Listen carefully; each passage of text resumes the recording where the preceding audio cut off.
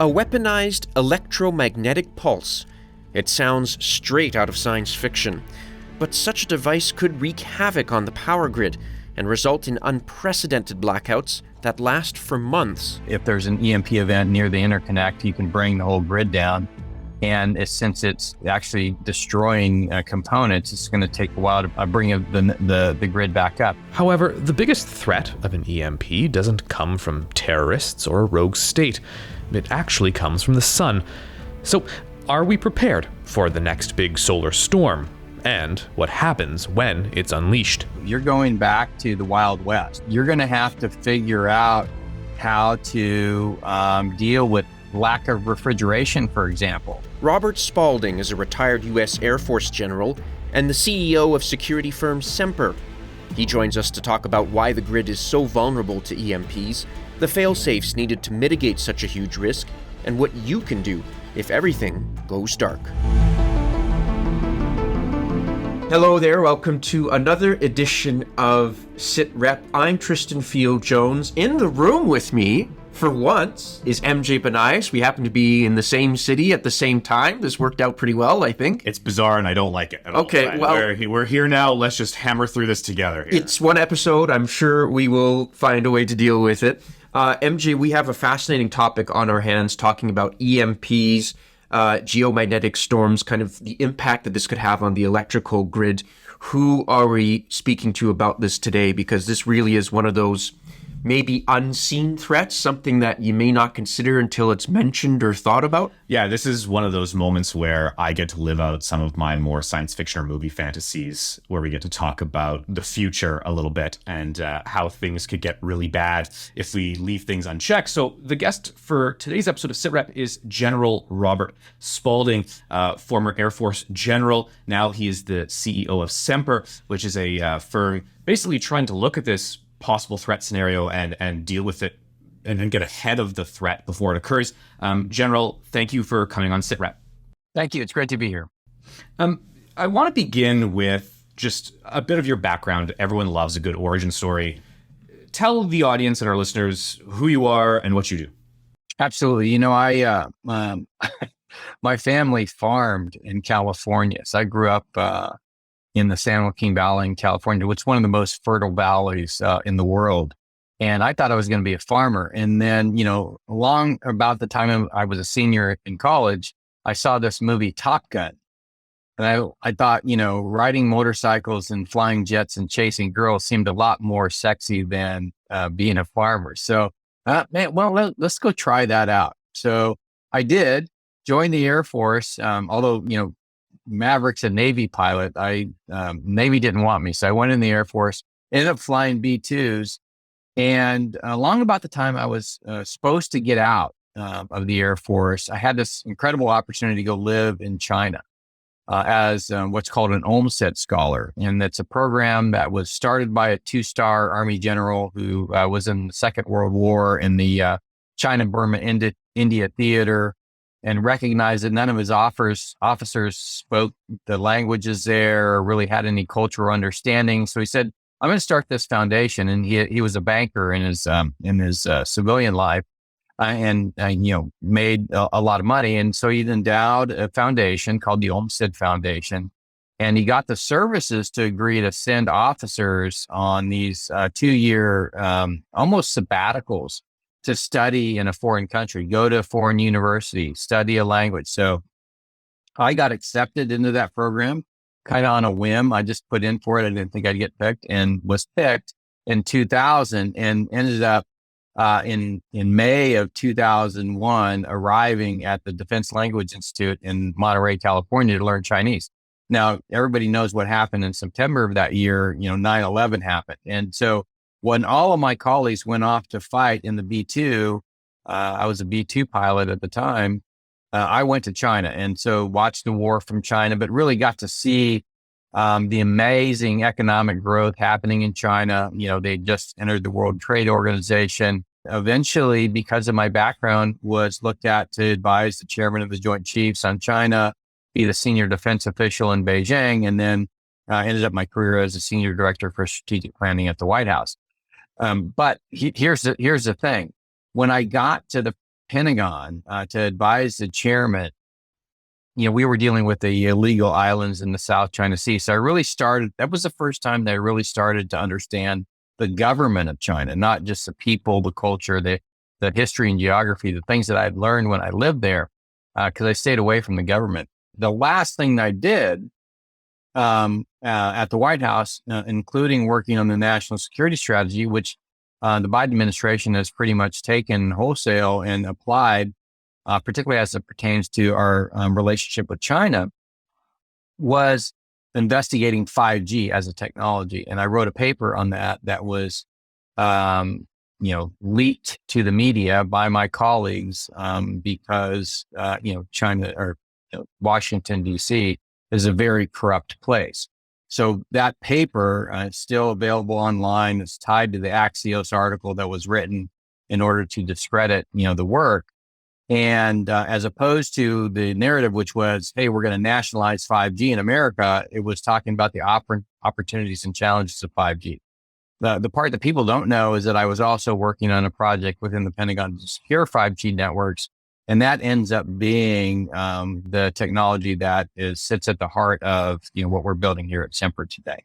Let's dive into that. I've looked at some of sort of the stuff you discuss, and a key one that popped up was regarding interference within our electrical systems, within our communication networks, within 5G networks, in the event of, let's say, either an attack via some sort of electromagnetic pulse or a natural occurring event like a solar storm interfering with our networks.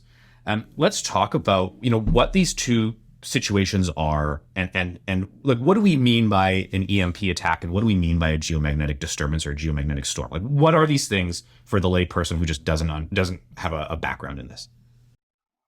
Well, in the areas of what we actually care about, they're roughly equivalent, and that is, and by the way, this is not something that was known prior to testing of nuclear weapons in the upper atmosphere, during the Cold War. And so there's one particular test, I can't remember the name of the test, but it was out in the Pacific and it fried electronics in Hawaii. And that's when they began to understand that, these weapons, some of the effects that come out of them, we understand blast, there's a severe overpressure that, kills people and destroys buildings. There's heat, tremendous amount of heat that comes off a nuclear weapon. And there's radiation. We know all about the radiation.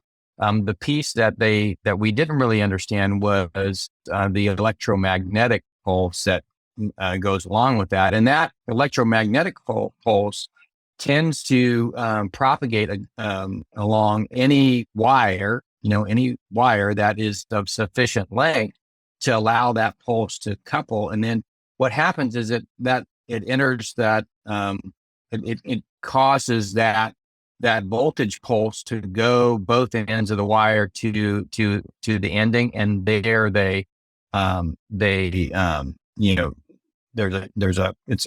it's like the effect that you see is like a surge. It's a current surge.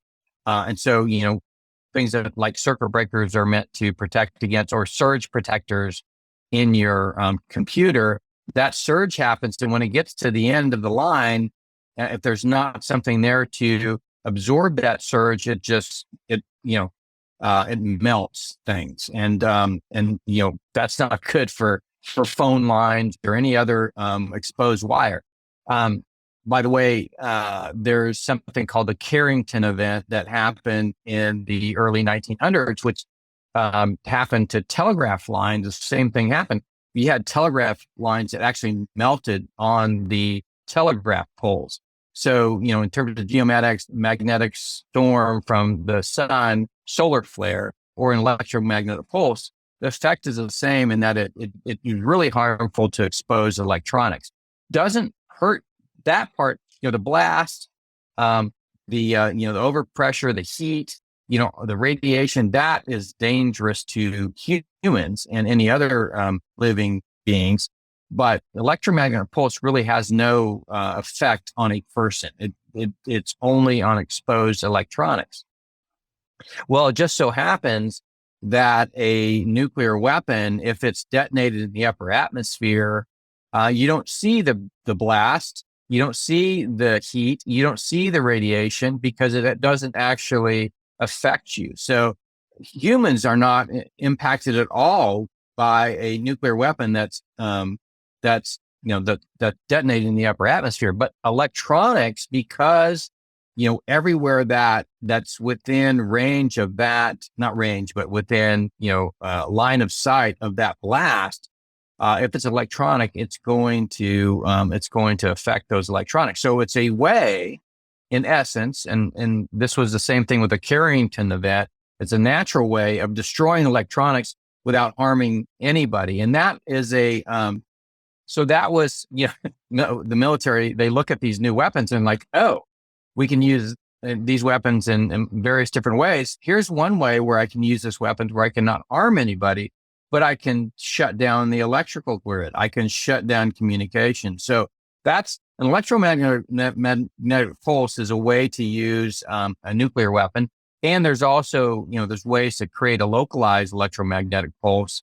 And actually the Russians and the Chinese have designed weapons like this. But it is a way to fry electronics, either massively if it's a nuclear weapon in the upper atmosphere, or locally using some of these localized weapons that the Chinese and the Russians have developed. Let's talk about the probability of such an attack occurring. Obviously, we can't control the sun, and as you mentioned with the Carrington event, we know that the sun has spat out some pretty nasty solar storms, geomagnetic storms in our direction before, and certainly that will happen again. So that, I guess, is kind of more of a matter of when, not so much if. But when it comes to an actual electromagnetic pulse attack from a nuclear weapon or some other device, what are the chances of that actually happening? And if it does happen, could it feasibly knock out the power grid of an entire country, depending, of course, on the size of the country or the region that's impacted? Yeah, I mean, there's some various locations within the United States, particularly in those interconnect zones. They happen roughly around the Rocky Mountains, where we don't have one consistent grid in the United States. It's kind of a patchwork of grids. The idea is that if there's an EMP event near the interconnect, you can bring the whole grid down. And since it's actually destroying components, it's going to take a while to bring this up. Bring the grid back up. Large power transformers are not really made primarily in the United States anymore. They're primarily made in China. So, they found, and there's been speculation and media reports of, sabotage into large power transformers where the Chinese have placed things that are, and these things are getting sold in the United States and delivered and put in, into our grid.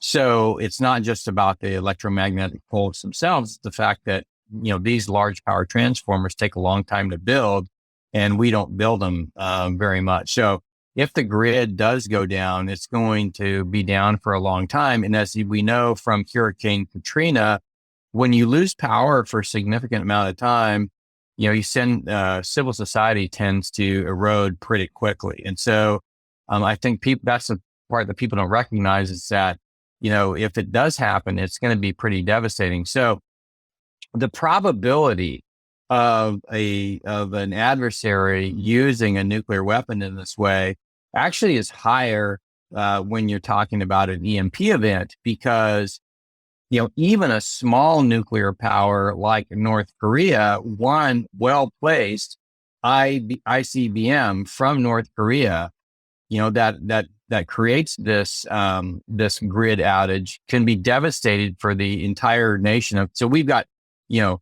hundreds of nuclear weapons, and we're, a huge power compared to North Korea. But one single ICBM coming from North Korea can cripple the United States. And I think when you think of it that way, it's a lot easier to understand that. So the likelihood of it happening, I think, as an EMP event, and certainly the nature of how many people it would affect. If somebody has a nuclear weapon and they detonate it in New York, yeah, a lot of people are going to die, and it's going to be pretty tragic. But for the most part, the nation is not going to. It's not going to be heavily damaging to all of Americans across the United States. An EMP event with a single weapon, though, could be extremely devastating. So I think it's a higher probability of it actually occurring, just because it opens up an opportunity for a smaller adversary that has nuclear weapons, but doesn't necessarily have the ability to take on, the United States in the way that China and Russia do. If we sort of accept that the sun has sort of weather and it has bad weather days, and we know this happened recently, several Starlink satellites, I think, were damaged only a few months ago by a solar storm. If this was to happen again, how do we protect ourselves from these events? Like, how does the United States or Canada or any Western nation sort of kind of gird itself to stay active and alive and within kind of have a maintained grid network in the event of this type of occurrence? Well, the physics and the understanding engineering with regard to electromagnetic pulse is well understood today.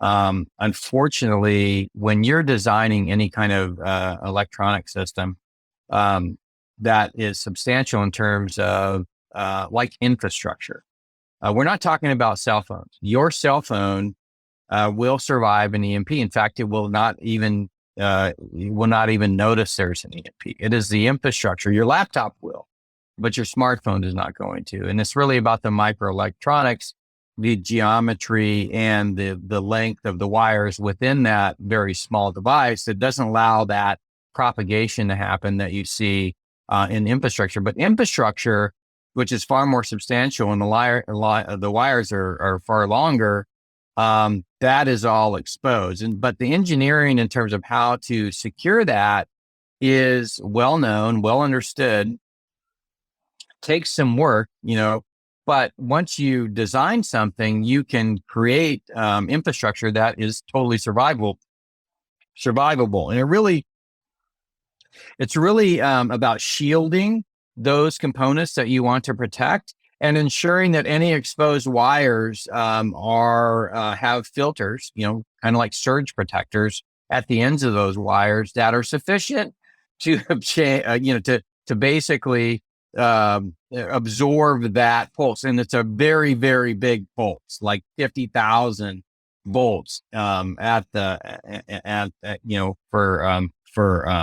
a pulse.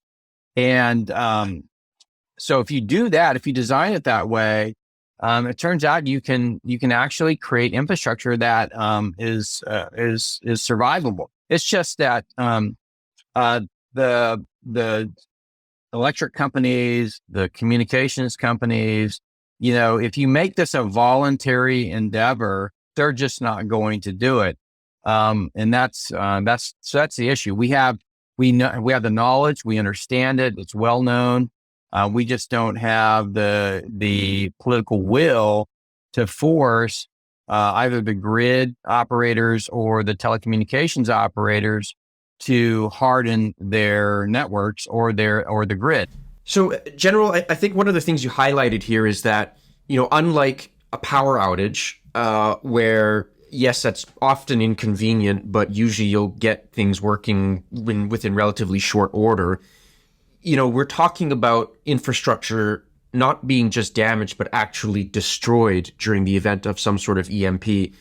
Again, whether it's the result of a nuclear weapon or it's the result of solar storms, whatever it may be. How do you prepare for such an event where not only is the infrastructure not working, but you're also not able to get the information you need? Because this is far more devastating than just a power outage. So I can't imagine what type of backup plan you would need, especially if there's an emergency or there's something urgent that comes up. Well, I mean, that's why, we focus on it, from a communications perspective. basically you're going back to the Wild West, right? You're going to have to figure out how to deal with lack of refrigeration, for example. Food's going to spoil. So, our food system is based on the fact that we have refrigeration throughout the logistics system. No longer, you're not going to have any refrigeration. So how do you feed yourself? Having preservable staples on hand is extremely important. And so you're going to have to figure out how to do without those luxury items that, our logistics systems, meats, vegetables, fruits, dairy, all that stuff is perishable. And then, things that you're worried about, in terms of manufacturing pharmaceuticals or other things. I don't think there's really a way for the government to prepare for it, other than to say, hey, you have individual responsibility to kind of look to how you would cope with the fact that you don't have all of these things that we tend to rely on today. That being said, a lot of people are going to die because they're not going to have access to medicine that they need on a daily basis to survive. So that's going to be a feature of it. A lot of people are going to die. And then because we don't have, communications or power, as we saw during Hurricane Katrina, there's going to likely to be looting. There's likely to be, crime. I think it's a really, it's not easy to prepare for. Now, that being said, I've advocated, hey, we have all of these incredible, nuclear powered vessels. How about if we use those nuclear powered vessels as a way to maybe bring up the grid on the coastline? And we've done that before. We plugged in these, aircraft carriers and nuclear subs into to power things before. So maybe that would be an option. But I think particularly the large power transformers that take, years or months to manufacture, it's going to be a long time before we get the grid back up. And really it's going to people are going to have to rely on themselves in many cases in order to do the things that they need to survive. Is there anything that somebody within the security world, as a security professional, whose job it is to keep people safe, again, whether they work for the government, NGO, or corporate security, I mean, what would be the best practice? Just, this is a possibility where whether it's a minor solar storm that knocks out a communication satellite or two, which happens actually fairly frequently, or a larger scale one that actually knocks out electrical systems, whether it's temporarily for a few days or longer. I mean, what are some kind of best practices that can be put into place just quickly and immediately to reduce any potential loss of life or risk or anything like that? Well, I don't think there's anything that you can do like last minute to protect against EMP. I think what you can do is recognize that food supplies are going to be impacted, people are going to be impacted. So for that, you're going to have to rely kind of on the old method of, establishing local, local groups that are responsible for, making sure that citizens are aware of, where they can get access to food or where they can get access to medical service. So you're just going to have to think differently about how you deliver services to the population, more along the lines of, and maybe dust off you go back to the archives and dust off, hey, how are we dealing with natural disasters in terms of, prior to, where we have the internet and the electrical grid and everything. That might be one way to think about it, but you actually have to, put some thought into it and think about how we're going to make sure that, what is going to destroy us in these cases is panic. And if to the extent that you can reassure people that, this is how you can get access to services, this is how you can get access to food, these are the things that you need to do. I mean, people just need to hear, hey, these are the things that I need to do to reassure them. I think that's what they can do in terms of, being prepared. You talked a lot about the scale when it comes to an electromagnetic pulse or a solar storm. If, let's say, the grid goes down, and let's look at this from a couple angles. Let's say an EMP attack maybe doesn't destabilize the whole power grid of a country, but maybe just a region, right? A large region. How long can you expect the power to be out? And then if this is something that does affect an entire country or continent or whatever it may be, how much longer would that take? Because I get the feeling that if it's just, even if it's a large region, let's say, let's use California as an example, that would still take a long time to get back up, but it may not be as catastrophic as if it's a whole country or continent. Yeah, I mean, it's really these large power transformers I'm talking about, that power the grid. I mean, they just take a long time to produce. So it's going to be down for months. And because we don't have like excess supplies where, you lose this transformer, I go out, and I've got, some on the shelf. I mean, you're talking about, these things are, many, many tons, and they're massive. And so I think it's going to be months before you can get power fully restored to even a regional area to slots, just because we don't have spares in the way that you would typically think. I mean, the grid is not, we just don't have the stuff lying around that you could just move into place. I mean, think about it. We used to have radios. Now, you could say, hey, we'll have these radio systems set up. And you could have a radio sitting in your house that's not being used. Something happens, this radio system, we bring it up, you turn on your radio, boom, you start. How many people have radios anymore? I mean, it's just not the way we live.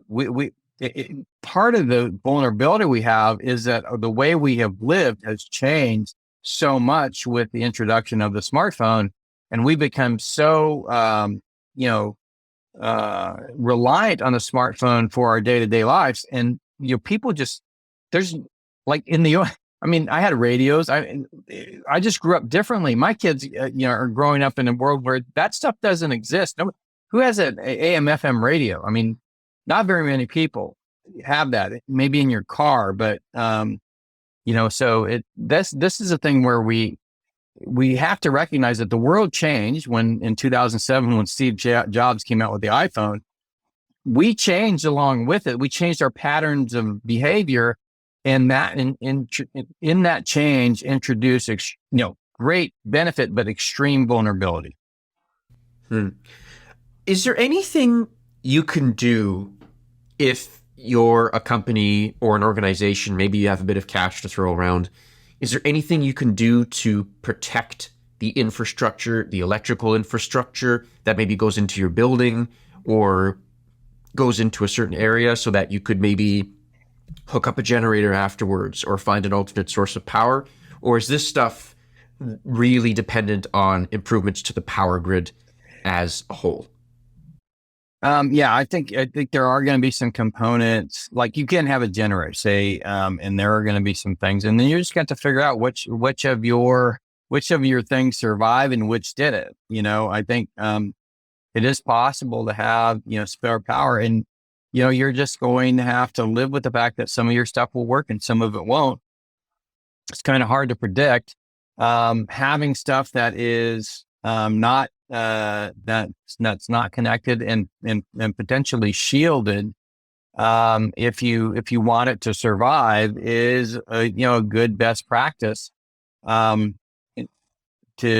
order to maintain that capability if we do have that eventuality. But that's an individual responsibility that the government's not going to come in and do that for you. You just kind of have to say.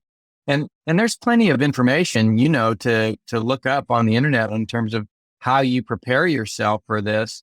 It's just a matter of, do you think it's credible? Do you think it's highly probable that, hurricanes happen? They're going to happen. A solar storm is going to happen. I mean, you can go through life just saying, hey, I'm gonna go at risk. Some people like to do that. I'm probably one of those. I'm probably one of those people. But other people want to have, the reassurance that comes from being prepared. And I think in this case, it's not imprudent to prepare yourself for some eventuality where this could happen. This seems to be with, generally within the security world. We've noticed a theme sort of creating this podcast as we've been kind of talking to experts like yourself. There's this sort of security professional, whether they work for the government or whether they work for the private sector, you have to be able to bend, but never break, right? You have to be like a piece of bamboo, but not a brick wall. Because ultimately, if you sort of rely on these foundational aspects that you think are going to last forever, something's going to come along and knock you over. Whereas if you have the ability to adapt and to be malleable in how you deal with various threats or crises, you're going to have a much better success in eventually rebounding. It could take time, but at least you'll bend back where, if you're the wall, you're just going to, fall over it and that's it. It seems to just kind of boil down to, this is one of those scenarios where it could very well happen. It could be incredibly catastrophic. So adapt as best you can in the situation, plan as best you can, knowing you're not really ever going to be totally prepared, and just be prepared to bend when it happens. Absolutely. And I think one of the things that we should recognize is that we used to be a lot more resilient when technology wasn't so prevalent. Technology brings wonderful advantages, but it also brings this sense of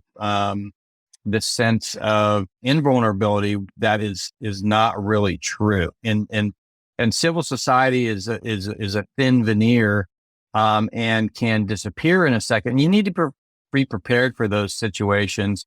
And it's not something, I don't think we do a good job as a society in preparing young people to deal with things that are unpredictable. If you join the military, you clearly have to do that. That's part of your training. That's part of the way things go, because you have to be ready for every eventuality. But I think it can be that people at home just, on their own, begin to think about, it doesn't hurt you to step back and say, okay, if I had this happen, what would I do? I mean, it doesn't cost you anything. You get to watch a few less Netflix films that day, but it also might prepare you for being ready for the eventuality. I think that really is the message here, is just to be prepared and to think about it at the very least. General, we speak with a lot of security professionals who are up to their eyeballs in crises going on. I mean, we're just exiting the pandemic. We're dealing with geopolitical tensions not just in Europe, but in many places around the world. There are supply chain issues, there's climate disasters, there's so many things out there that are top of mind for security professionals. If you had to boil down our conversation to a piece of advice or a few key points of advice for the security professionals, what would that be? Well, I would recognize, and this goes beyond EMP.